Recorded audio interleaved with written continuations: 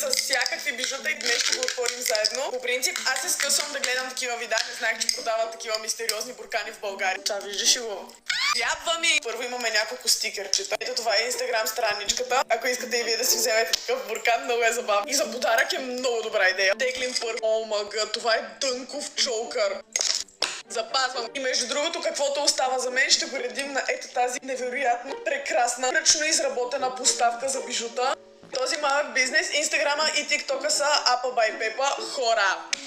Ако ви трябва някакъв интересен подарък, или ако ви трябва за вас, продължаваме натам, кутията пълна с тайни. Това е обица, обаче аз за съжаление нямам дупки за обици. Всички обици, които имам са с клипсове, така че това ще отиде за някой от вас. Имаме тези пери.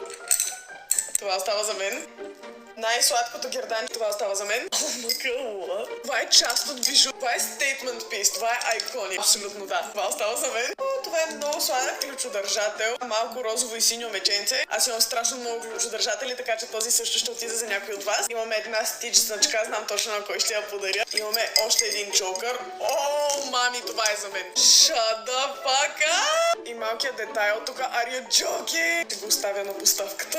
Добре, стигнах до това сладкото лилавото, което гледах. Стига! Просеко ли е това? Това също е statement piece. Това, дами и господа, също остава за мен. Още един много сладък ключодържател на стич, който също ще отиде за някой от вас. О, мака, човек! Тези убийци! Come on! Ме ятно ще трябва да ги дам на някой от вас. Последният чокър.